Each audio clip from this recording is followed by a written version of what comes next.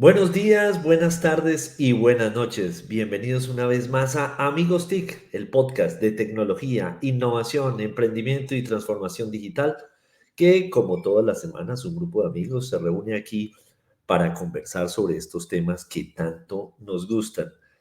Quiero darle, hoy no estamos completos, pero la buena noticia, arrancamos saludando a la bella, inteligentísima, pilísima, compañera, gran amiga, Emilia Falcao Restrepo. Emilia, bienvenida. Bueno, Víctor, feliz, pues buenos días, buenas tardes, buenas noches a todo el mundo. No estamos completos, pero sí felices, eso sí. Sí, eso sí. Ahora dirá Jole que estamos felices porque no estamos completos. No, No, yo digo que solo que estamos felices. sí, sí, no malinterprete. Jole, ¿hoy desde dónde? Gracias por la aclaración, Víctor. Hoy estoy desde Cajicá, hoy no estoy en Zipaquirá, donde queda Atelier, un colegio del siglo XXI para el siglo XXI. Bueno, muy bien. Y quien les saluda, Víctor Solano, desde Socorro, Santander, cuna de la libertad de América. Bueno, hoy tenemos una invitada muy especial, pero antes, por supuesto, le enviamos un saludo muy grande a nuestros queridos amigos Santiago Pinzón Galán, Mauricio Jaramillo, que hoy pues se han excusado por problemas de última hora, estaban confirmadísimos para hoy, pero se han excusado. A ellos les enviamos un abrazo y les dedicamos este programa. Ole, hoy, ¿quién es nuestra invitada? Bueno, y nuestra invitada es una repitente, ya la habíamos tenido en Amigos TIC, además compañera de muchas luchas, es cofundadora de Mente X, fundadora de Singularity U Colombia, hace parte del Advisory Board del South by Southwest Pitch, cofundadora de Colombia EdTech, donde ahí somos cofundadores orgullosamente. Bueno, y una persona de verdad brillante y qué bueno que nos esté acompañando el día de hoy. Claudia Aparicio, bienvenida a Amigos TIC. No, un gusto saludarlos a ustedes y eso de repitente suena como mal, Jole. Yo No, lo todo sentí lo como contrario, eso perdió quiere el decir que nos año está gustando. y regresó. Sí, ole. Sí, no, tenemos tara mental con la palabra desde el No, colegio, sí, no. pero muy bien, repite por la excelencia. Es la diferencia, nos estamos hackeando el sistema educativo, entonces acá todo es diferente. Así tiene que ser. Claudia, pues seguramente hoy transitaremos por varios temas, pero arranquemos con un informe muy bonito, muy potente, y ahí me molestaría Santiago Pinzón por la palabra, pero además yo creo que muy necesario y muy novedoso en Colombia, que es este reporte del Deep Tech Colombia. Entonces, arranquemos contándole a la audiencia qué es Deep Tech y qué trae este informe. Bueno, pues Deep Tech es una palabra que todavía estamos como en proceso de entender todos y tiene, digamos que una diferencia radical y es que hasta ahora los ecosistemas que conocemos han estado muy apalancados en última milla y en usar sobre todo soluciones que son de software. Deep Tech es el uso de tecnologías avanzadas apalancadas en ciencia, y cuando digo ciencia, tiene mucho que ver con hardware, para resolver problemas complejos de las industrias. Entonces, para decirlo de otra manera, Deep Tech es la base de una nueva generación de startups científicas que están haciendo.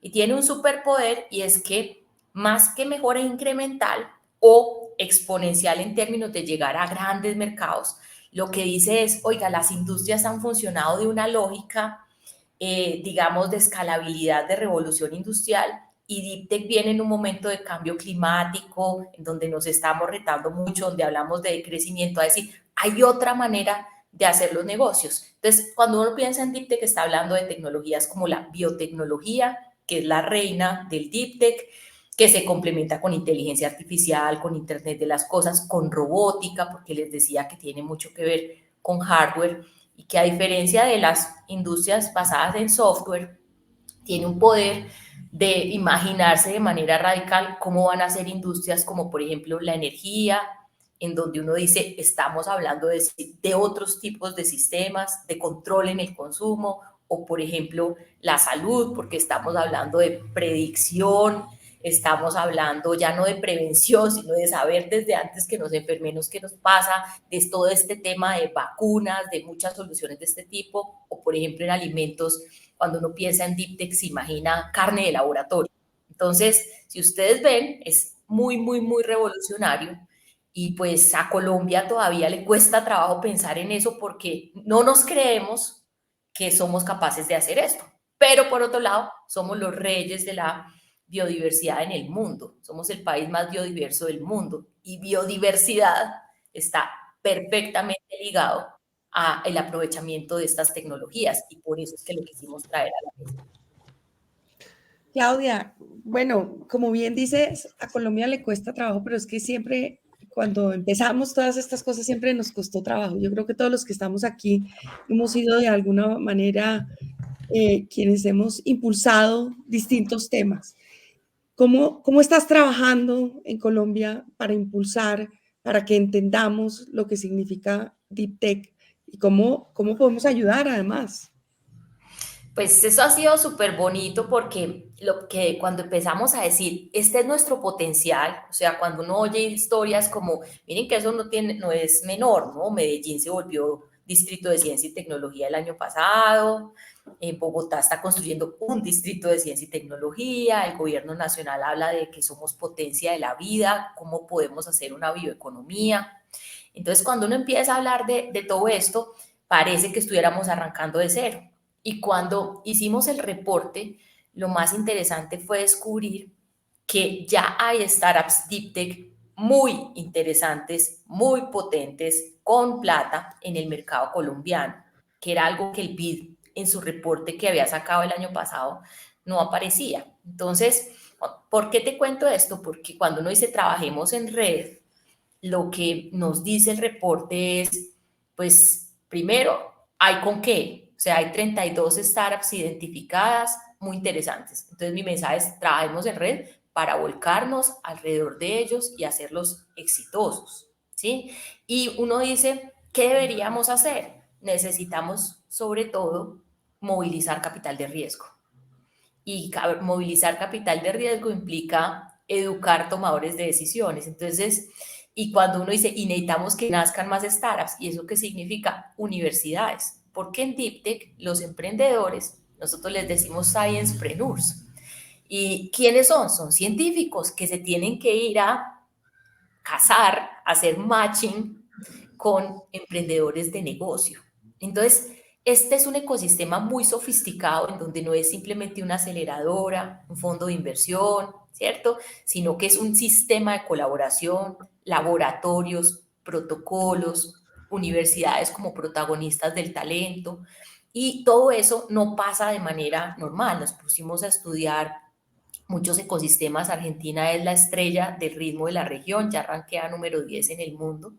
Y lo que encontramos es que tenemos que unirnos. Entonces, hoy en día estamos impulsando una iniciativa que se llama la Alianza Deep Tech, precisamente para empezar a conectar a todos esos actores en un sistema descentralizado. No vamos a crear ninguna organización, ni mucho menos, pero vamos a unar esfuerzos en tener un plan estratégico, un reporte anual que mida el impacto del ecosistema y por otro lado también una plataforma, un inventario que nos permite conectarnos a todos, ir midiendo la madurez de ese ecosistema. Entonces, esa es como la misión ambiciosa que tenemos y en el caso de MenteX es muy importante porque implica ir a posicionar una idea de que nosotros podemos prestar de servicios de ecosystem as a service, que es algo que es muy ambicioso y que no hay startups trabajando alrededor de eso necesariamente y en educación mucho menos. Y me devuelvo un segundo porque es que me llama la atención en el reporte de Deep Tech cuando hacen agradecimientos.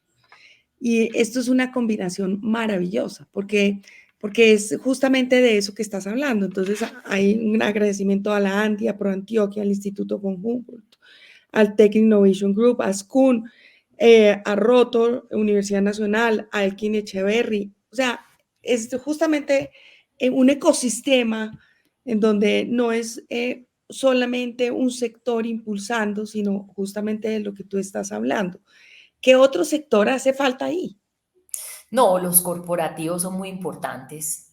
Yo les mencionaba las verticales, entonces uno quiere tener a los científicos, quiere tener a los centros de investigación, quiere tener a los corporativos que se van a revolucionar, o sea, a los de salud, a los de alimentos, a los de energía, ¿sí? A los de sectores de sostenibilidad. Quiere tener también a los que son jugadores de ecosistema, porque tú ves las cámaras de comercio, ves lo que está pasando en el distrito y las rutas CN, esos también tienen que tener un grado de especialidad de involucramiento en estas cosas. Entonces, al final hay mucha teoría alrededor del tema de ecosistemas y necesitamos como de todo, necesitamos narrativas, necesitamos unos que son rampas para los demás, necesitamos unos que educan, necesitamos a los emprendedores, a los científicos. Entonces eso es lo que estamos empezando a decir, cuáles son las fichas y cómo en términos de arquitectura de ecosistema podemos escoger un arquetipo, porque hay distintas maneras de hacerlo, ¿no? Hay ecosistemas donde los gobiernos son el eje central, hay ecosistemas privados, hay ecosistemas descentralizados.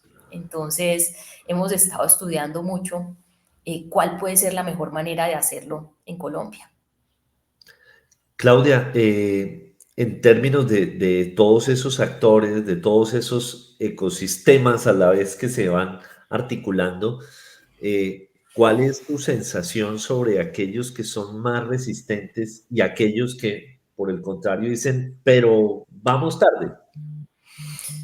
Mira, yo lo que creo es que como tenemos lógica de silos, entonces nos casamos con ideas y, por ejemplo, cuando fuimos a las universidades, al principio, que estábamos, primero, antes de hacer todo esto, hicimos un programa que le decíamos Sciencepreneurs y que vamos a repetir. Y las universidades nos decían, las que son muy fuertes en ciencia, nos decían, es que a los científicos no les gusta ser emprendedores. Es que ni les propongan, porque es que a ellos no les gusta. Y después de que hicimos el programa, los científicos nos decían, ay, menos mal vinieron, alguien que me entendió, ¿cierto? Y el gran mensaje detrás es, pues nadie va a ser emprendedor si no hay plata. ¿Quién se va a lanzar a hacer un proyecto de biotecnología que es súper intensivo en capital si no hay plata?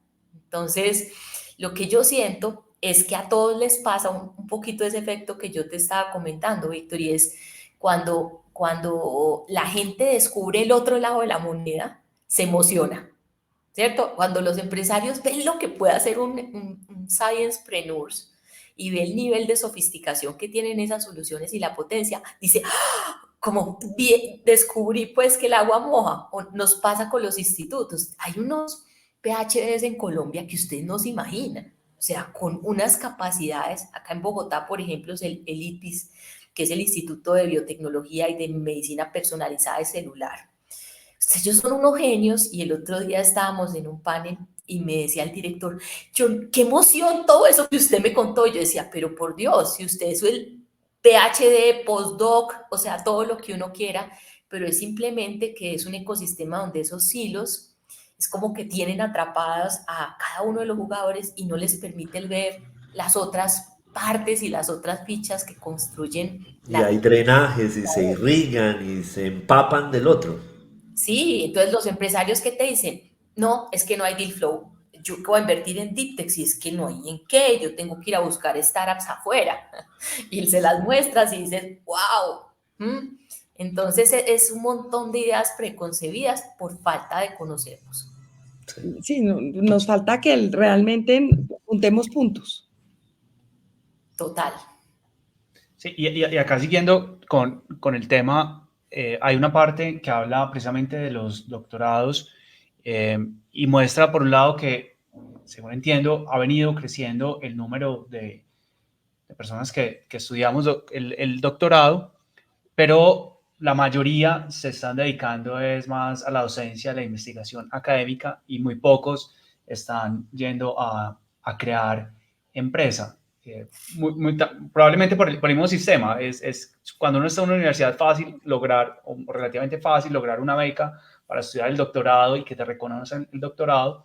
Mientras, bueno, por ejemplo, en mi caso, pues a mí ningún cliente me va a pagar más como emprendedor por haber tenido el doctorado. O sea, tampoco el mercado, digamos, como que retribuye ese esfuerzo algunas veces. Mira, Jole, que eso es un tema muy delicado porque que estamos creando un mercado lleno de capacidades, ¿sí?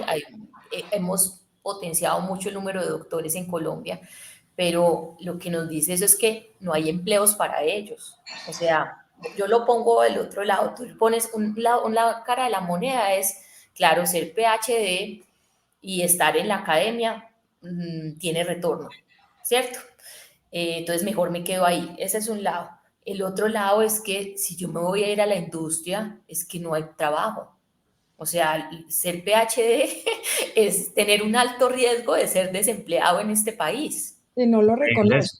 El sector industrial todavía no lo reconoce en este país. Y Sí, mira que hay una y cosa. hay sesgos grandes y yo lo he vivido porque muchas veces, o sea, como, no, es que él es doctor y entonces tenemos que, o sea, como que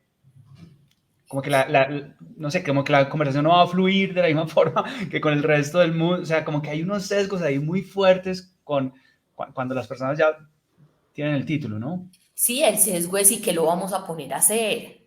Y mira una parte muy interesante que aprendimos de Argentina y que está pasando acá cuando encontramos las startups. En Argentina ha nacido una gran camada de startups de estas y rápidamente lo que tiene que ocurrir en Deep Tech es que hay que ir a un ecosistema maduro porque las inversiones en Deep Tech son muy altas y el periodo de maduración también. Entonces, si uno va a buscar recursos locales, pues básicamente muere y además de todo, puede que llegue tarde al mercado. Entonces hay que ir a un ecosistema maduro para estar muy bien acompañado y tener los poderes del ecosistema para ir evolucionando. Pero, ¿qué es lo interesante de los argentinos? Van y vuelven. Entonces van y se levantan los fondos en el fondo de inversión más importante que hay en el tema y después instalan la startup en Argentina. Y uno diría, ¿pero por qué? Porque los PhDs de Argentina son hiper capaces y valen una décima parte de lo que cuesta contratar un PhD en Boston. Claro. Entonces, hay una ventaja comparativa en el talento. Y cuando empezamos a ver las startups acá y empezamos a ver unos que son unos tigres de Bengala, que uno dice, pero esta gente cómo hizo con las uñas para sacar adelante, es porque son muy globales, entienden y han levantado su plata propia o han invertido sus recursos porque son exitosos.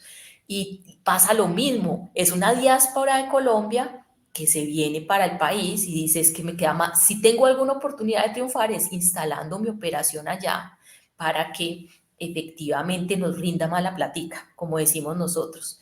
Y eso tiene otro componente último, y ahí me callo porque ya verán lo emocionada que soy con el tema, y es el Deep Tech tiene una capacidad de crear empleo enorme, empleo de alta calidad. Hace poquito salió un reporte de análisis de las distintas startups que hay en el mundo, en las distintas verticales, y Deep Tech es la reina del empleo, porque como cambia las industrias, no son unos loquitos en un garaje, sino que es un laboratorio enorme, con científicos, con planta de producción. Entonces, también es muy emocionante ver el potencial que eso tiene para realmente cambiarle la cara a la vocación industrial que tiene un país como el nuestro. Claudia, No, dale. dale. No, es que hay otro capítulo muy interesante dentro del reporte que son las patentes. Entonces, también hay generan como dos sentimientos. Uno, que definitivamente, pues, como Colombia y Latam, estamos súper rezagados a nivel mundial en número de patentes, pero entiendo que el panorama es mucho mejor en esta década, los 20, que en años anteriores. Contanos un poquito sobre este tema de las patentes. Mira, eso es un tema muy interesante porque estamos mal, pero hemos mejorado. O sea, ahora tenemos muchas patentes registradas localmente, porque el mundo de las patentes se divide en dos pedazos. Uno es las patentes que vienen de otros países para registrarse en Colombia y protegerse, y otra cosa es los colombianos patentando. Entonces hemos mejorado mucho en patentar. Y en esto hicimos el trabajo con Olarte Moure, que ha sido nuestro gran aliado para que lo miremos de cosas interesantes y de actores del ecosistema que se atreven a hacer cosas diferentes como preguntaba Víctor, esa es una oficina de abogados, es una oficina de abogados. ¿Qué hace metido en eso? Es la reina del registro de patentes en Colombia y un gran jugador en la región. Y lo interesante es que cuando ellos ven a los científicos todo el día, son el abogado de muchas universidades, entre otras, y que empezaron a ver mucho potencial. Entonces ya no solo registran, sino que tienen ganas de impulsar fondos de inversión, como se hace en Estados Unidos, ¿cierto? En donde hay oficinas de abogados que hacen esto, ven la oportunidad y son parte del negocio. Entonces mira que se empiezan como a poner grises las barreras respecto a los roles y lo que hay detrás de un ecosistema es esa idea de cómo genero virtuosidad, o sea, cómo a partir de las interacciones el ecosistema es cada vez más valioso y todos obtienen rentabilidad de ese proceso. Entonces, si vemos la patente solita, eso no funciona porque monetizar la patente no es automático. O sea, esa idea de yo tengo propiedad intelectual y tengo conocimiento científico es una obsesión de la universidad, ¿cierto? Pues si eso no se vuelve negocio, no sirve para nada. Entonces, empezar a entender cómo se conecta esa idea de que no hay deep tech, a nadie le invierten en deep tech si no tiene, obviamente, patentes, ¿sí? Porque eso es como lo que caracteriza. Pero entonces sí tenemos que trabajar ahí, pero tenemos que conectarlo con los sectores también reales. Y mira un dato importante en tema de patentes. ¿Quién es la estrella de las patentes en Colombia? Ecopetrol. Entonces, Ecopetrol tiene unos equipos científicos tan fuertes que todo el día hace descubrimientos. ¿Y cuál es el problema? Que descubre soluciones que tienen que ver con el uso del agua. Entonces, como ese no es su core business, ahí están puestecitas las patentes, ¿cierto?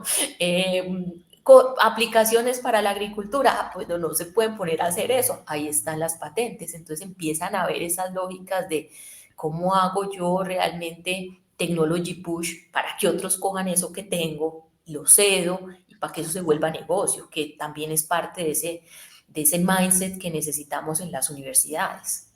Sí, y casualmente vamos a tener a Alexis Ocampo en el próximo capítulo de Amigos TIC, que es la persona que trabaja todo el tema como de patentes y propiedad intelectual y vamos a conversar con él sobre esa realidad.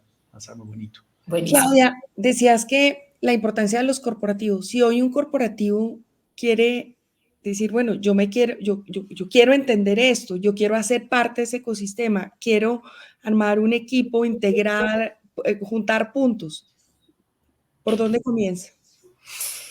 Mira, en el estudio hicimos varios análisis y ni siquiera es pues que nos estamos descubriendo algo increíble, pues, sino que realmente es conocido y es el intraemprendimiento es muy mala idea. O sea, el I+D debe ser un pedacito de la operación, pero hoy estamos en un mundo tan conectado y tan colaborativo que es mucho mejor camino la innovación abierta, porque te permite, por un lado, diversificar el riesgo. En estos temas de Deep Tech, así si en software 1 de cada 100 le pega, en Deep Tech 1 de cada 1000. O sea, estos son las ligas de los genios del mundo compitiendo. Entonces, ¿qué leo que le decimos a los corporativos? Si usted está en una industria que está en una disrupción fuerte y estas de Deep Tech es el tema, uno dice todo el día inteligencia artificial, pero tú así ves quién está recibiendo más fondos y le está ganando biotech a inteligencia artificial. Y cuando ves los de biotech, están cruzados por inteligencia artificial, ¿cierto?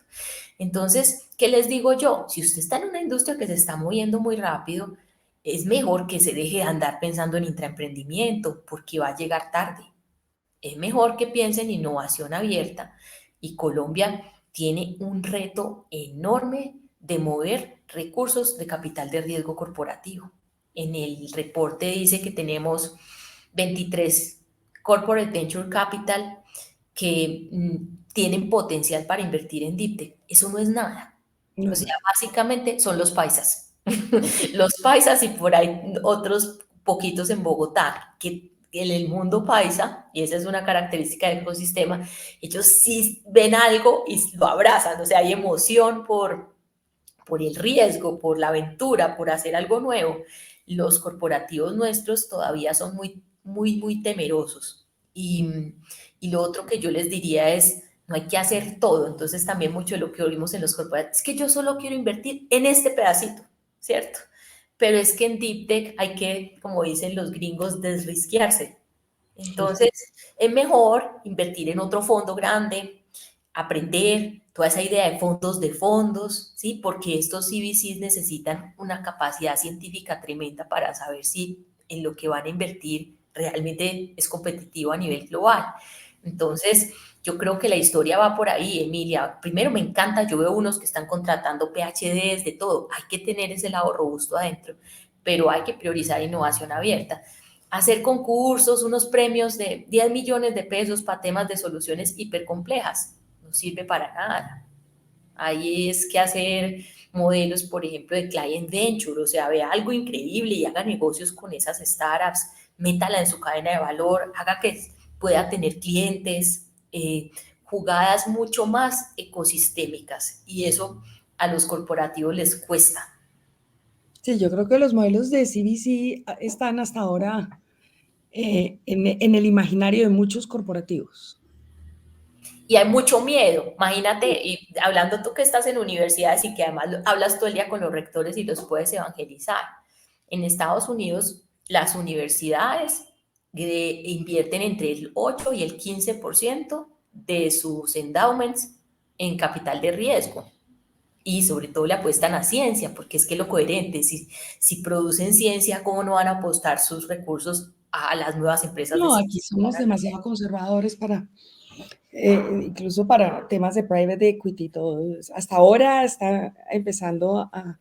Pero fíjate que yo creo que todas estas conversaciones y parte de lo que está empezando a suceder es que así como los corporativos, las universidades, estamos teniendo que sentarnos en la mesa y entender que el mundo nos cambió, que tenemos que sentarnos a tener unas conversaciones diferentes en pro del crecimiento productivo del país y de las necesidades que ese país tiene desde el punto de vista de educación y de formación para asegurar pues, la productividad que estamos buscando. Claro, y mira, tú que me decías, ¿y qué pueden hacer? Nosotros dijimos, les vamos a echar cantaleta, no hay manera. El año pasado, cuando empezamos a hacer experimentos, dijimos, vamos a hacer una misión, y nos fuimos para Argentina con unos. Eso tuvo mucho más efecto que cualquier programa que hubiéramos hecho, que cualquier miles de presentaciones, porque tiene un efecto demostrativo. O sea, cuando uno va y ve en la práctica cómo es, pues eso es más potente que cualquier cosa. Yo hablaba de educar a tomadores de decisiones. Este año nos vamos a ir y ahora voy a meter cuña publicitaria como Oli. Eso es. Es el maestro. Nueva York.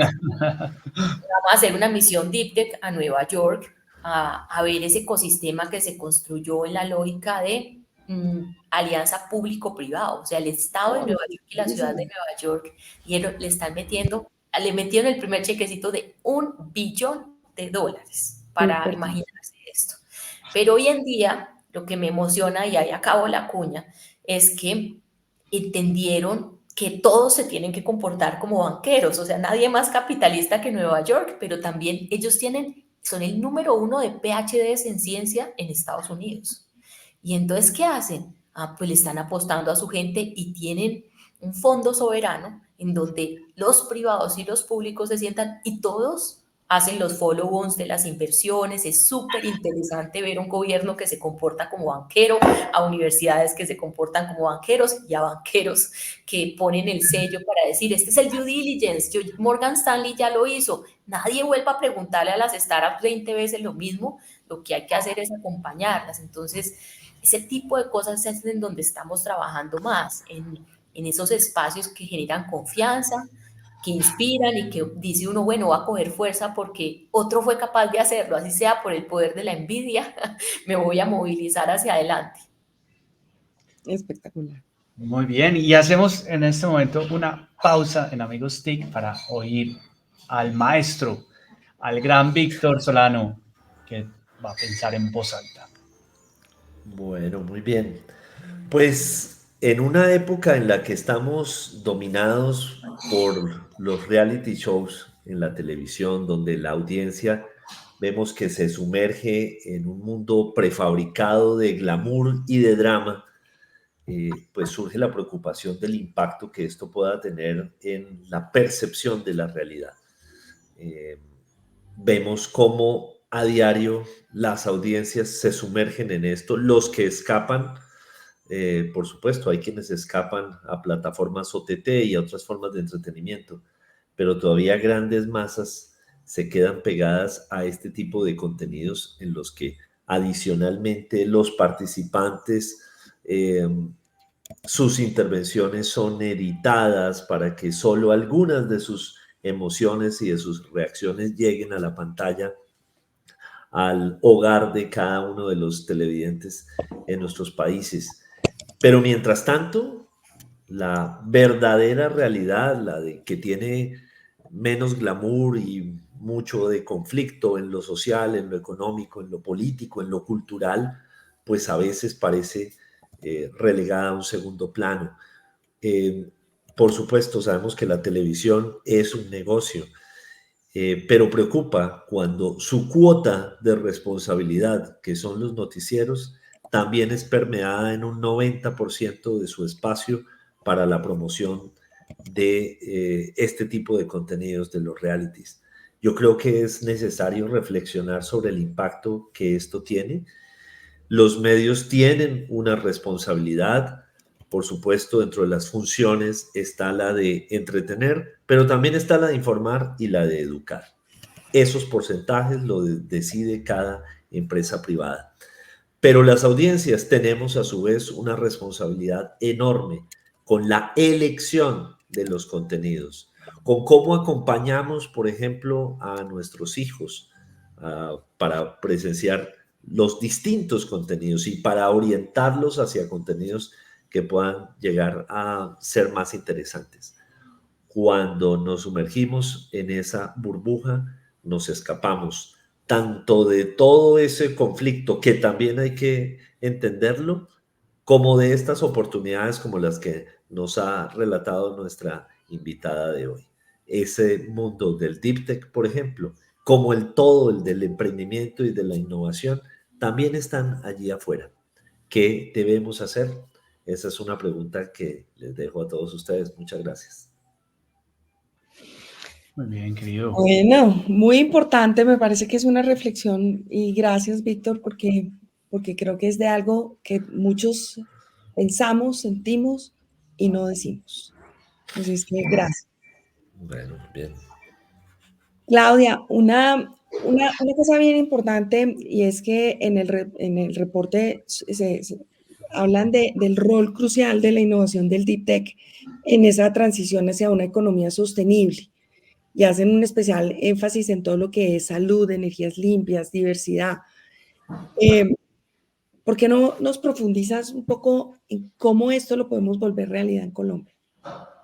Bueno, yo les decía que somos el país más biodiverso por kilómetro cuadrado. Ese es el orgullo de Colombia. Y lo que nos hemos puesto en la cabeza, es decir, con este cuento de la Alianza DIPTE, que es decir, queremos ser el kilómetro cuadrado más biorrentable y sostenible del planeta.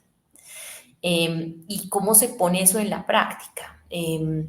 Yo les decía que estamos llegando a un momento donde hay tecnologías que tienen madurez suficiente. Y entonces es como una mezcla entre decir cuál es el nivel de avance de la tecnología y cuál es la ventaja comparativa que tienen los países. La nuestra es que somos el país más biodiverso por kilómetro cuadrado. Entonces lo que hicimos fue un análisis y cuando uno empieza a ver esto de tema de transición climática y todas estas cosas que hay, las discusiones enormes que se han armado en el país, que si decrecemos porque el planeta se va a acabar, lo bueno es que no necesariamente hay que decrecer.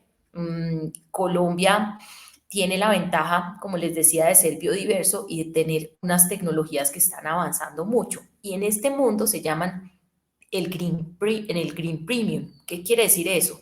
Que son tecnologías o soluciones que ya compiten a precios de mercado de las soluciones tradicionales.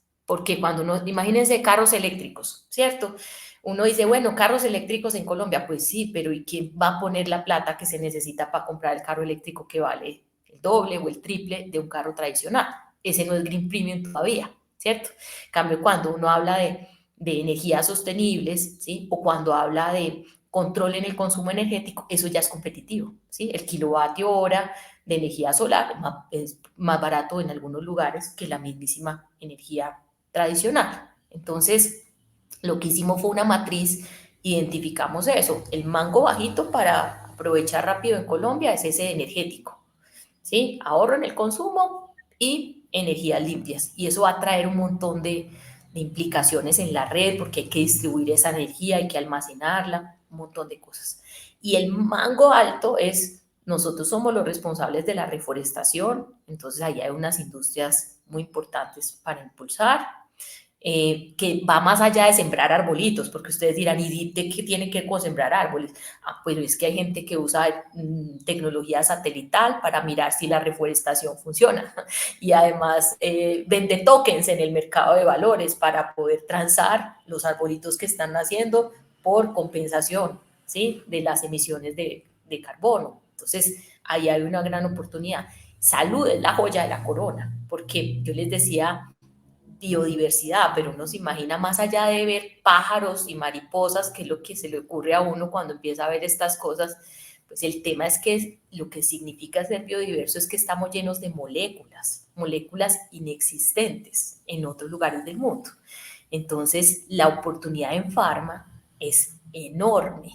Hay, por ejemplo, en estas startups, una startup que está usando dos plantas en Colombia, Dividivi y Anamú, que es históricamente, a mí me han dicho que las abuelitas dicen, si usted le da cáncer, cómase un agua de esa cosa que le va a ayudar. Pues resulta que es cierto. Entonces hay una compañía que se llama Dream Bio y ya tiene desarrollado en fase 3 una pastilla que ataca las células madres de las células cancerosas, cancerígenas. Entonces, imagínense lo que hay ahí. Entonces, esa es una gran oportunidad, o sea, salud y farma, porque es la mezcla de talento, mucho talento que tenemos ahí y además moléculas, ¿sí? Y lo mismo pasa en alimentos, porque Colombia está rankeado como uno de los 12 ecosistemas más importantes del mundo para asegurar la seguridad alimentaria. Que no lo hacemos es otra cosa, pero allí también hay un potencial enorme. Entonces no es la idea del campo tradicional y los campesinos, sino que es un montón de procesos que uno dice, bueno, ¿cómo vamos a eficientar esto que tenemos? Porque hay que darle comida a 10.000 millones de personas muy pronto. Claudia, tengo que hacer esta pregunta definitivamente y es, trabajamos un montón en el tema de EdTech. Me gustaría saber cuál es la relación entre EdTech y DeepTech, como esas convergencias, ese impacto, esas necesidades. Muchas. Mis amigos del mundo educativo, yo oigo mucho a los rectores decir, es que tenemos que meternos en STEM, ¿cierto? Y yo les digo, oiga, pero es que las EdTech les van a dar por la cabeza por todos lados, porque es que para enseñar a programar ya no se necesita ir a un espacio físico, eso es otra cosa. Pero en cambio en ciencia no hay, o sea, no hay deep tech sin universidades. No hay deep tech sin investigación científica. Entonces, ahora que está muy en el centro de las preocupaciones de todo, cuál es el modelo de negocio futuro de las universidades, lo que yo le digo a todo el mundo, el modelo de negocio futuro de las universidades es ciencias, es deep tech, es ayudar a que crezcan estas empresas, pero olvídese de la lógica de pensar que es que usted va a hacer la spin-off, porque si usted va a hacer la spin-off va a llegar tarde al mercado, o sea, ayúdeles a que, a usted lo que tiene que hacer es producir científicos, invertir en ellos, pero no tiene que llegar hasta el final del proceso, que esa es como una creencia que hay. Entonces, ese es por un lado uno de los temas que me parece importante. Por el otro lado, desde mi perspectiva, como una EdTech, es un gran aprendizaje de entender que cuando uno dice que se puede aprender en cualquier lugar, en cualquier momento y a cualquier hora, lo que yo he aprendido de este tema de Deep Tech es que, y por eso hablaba al principio de Ecosystem as a Service, es que a veces uno no necesita ser el protagonista. O sea, normalmente los que estamos en educación queremos ser los protagonistas, los dueños del contenido, los profesores, los pongo ahí. Yo lo que veo acá es que pueden haber sistemas educativos que tengan lógicas de ecosystem as a service, porque si yo estoy pensando en el ecosistema y conectándolos a todos y haciendo todo lo que los otros no hacen, eso también es educar. Entonces nosotros estamos rompiéndonos o rasgándonos nuestras vestiduras y también tratando de pensar que se trata de aprender, conectar y hacer innovación abierta, porque ahí es donde está el aprendizaje, no solo conocer en un momento en donde el conocimiento es abundante en todos lados y donde la inteligencia artificial pues tiene unas capacidades enormes para procesar mucha de esa información y prestar servicios de conocimiento. ¿Qué no va a poder hacer la inteligencia artificial? Conectarnos. Entonces, esa es mi mirada como desde esos dos lados de conexión. Muy importante. Claudia, quien quiera conocer el reporte Deep Tech, ¿en dónde lo encuentra? www.mentex.co. Ahí se lo pueden descargar automáticamente. Y si tienen ganas de ser parte de la alianza Deep Tech, estamos, digamos que en pleno proceso de formación, entonces no duden en contactarme a mí personalmente a través de mis redes y con gusto les cuento de qué se trata esta historia que estamos impulsando. Dale. Claudia, sí, no, que me acordé precisamente de la pregunta de Santiago Pinzón, no puede faltar, y él que es también Singularity, como tú. En Singularity, Él es muy Singularity. muy Singularity, Singularity. sí. ¿Qué estás leyendo? ¿Qué recomiendas en lecturas, en podcast? He leído mucho este año y Sí.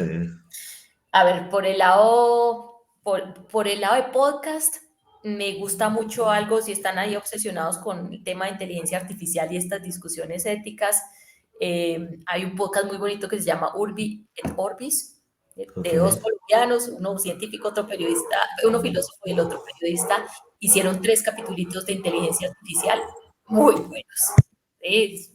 Como sobre que en un momento en donde todo el mundo habla que es prompt, hagamos prompts, y eso es una visión muy superficial, me gustó mucho lo que hicieron ellos ahí.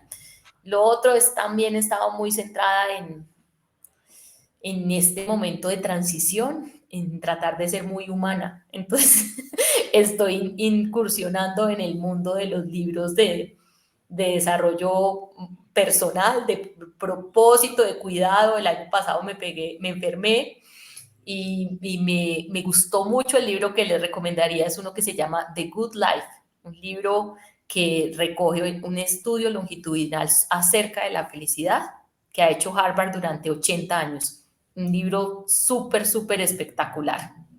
Y por supuesto, como está en la lista del resto de colombianos, pues obviamente ya me leí Nos vemos en agosto de Gabriel García Márquez. O sea, no sé si te voy a desilusionar, Víctor, por no haberte dicho 10 libros de tecnología. No, para nada. Al contrario, eso es lo que necesitamos.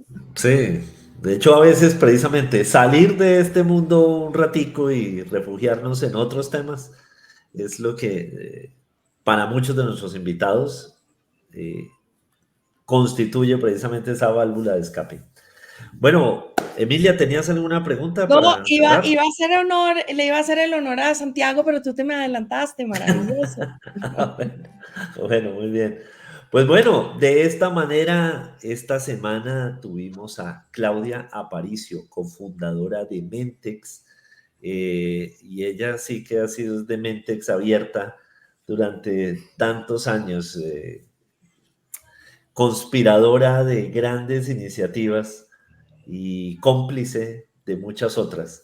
Entonces, Claudia Aparicio, bienvenida y ojalá bienvenida para que sigas repitiendo en muchos más episodios de Amigos TIC.